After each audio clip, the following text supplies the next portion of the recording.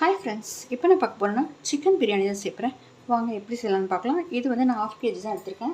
அதே மாதிரி 2 கப்ஸ் தான் வந்து ரைஸ் எடுத்திருக்கேன். வாங்க ஃப்ரெண்ட்ஸ் எப்படி செய்யலாம்னு பார்க்கலாம். எல்லாம் எடுத்து வச்சுருக்கேன். 3 டேபிள்ஸ்பூன் ஆயில் விட்டுட்டு அதுக்கப்புறம் வந்து 1 ஸ்பூன் வந்து கீ சேர்க்கலாம்.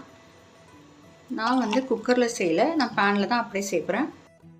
உள் கரம் மசாலா சேர்த்துக்கலாம். பட்டை, கிராம்பு, ஏலக்காய். நீங்கள் வந்து ஸ்டார் ஐனஸ் இருந்தாலும் சேர்த்துக்கோங்க. வெங்காயத்தை சேர்த்துக்கலாம்.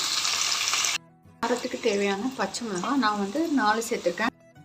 இஞ்சி பூண்டு பேஸ்ட்டு ஒரு 2 ஸ்பூன் சேர்த்துப்போம். இதே சேர்த்துக்கலாம். மிளகாய் பொடி, தனியா பொடி, கரம் மசாலா பொடி எல்லாம் சேர்த்துருவோம். கொஞ்சம் கொத்தமல்லி, புதினா. இல்லை மஞ்சள் பொடி, மிளகாய் பொடி, தயிர் போட்டு ஊற வச்சுருக்கேன். இதை அப்படியே சேர்த்துருவோம். இதிலே நம்ம வேக வச்சிடலாம். மட்டன் தான் தனியாக வேக வைக்கணும்.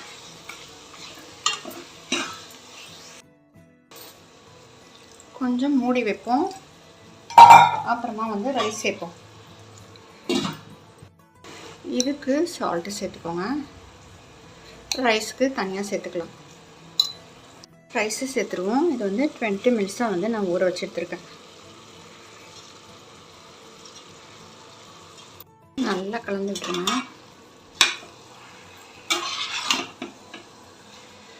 கலந்து விட்டுட்டு இப்போ வந்து கப்ஸ்க்கு 4 கப்ஸ் வந்து வாட்டர் ஆட் பண்ணலாம். நம்ம வந்து குக்கராக கொஞ்சம் குறைச்சி ஆட் பண்ணலாம். ரைஸுக்கு தேவையான சால்ட்டு சேர்த்துட்டு பார்த்து போட்டுக்கோங்க.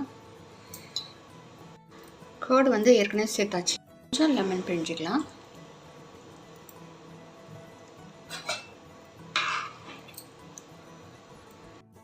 மூடி வச்சுருங்க.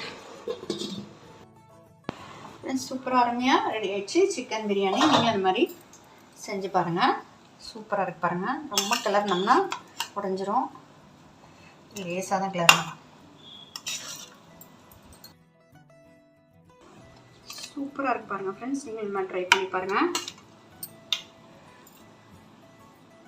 சுட சுட பிரியாணியோட பச்சடியோட சாப்பிட்டோம்னா சூப்பராக இருக்கும். இதில் என்ன கிரேவி கூட நம்ம செஞ்சு வச்சுக்கலாம். Mutton, chicken gravy. Friends, thank you.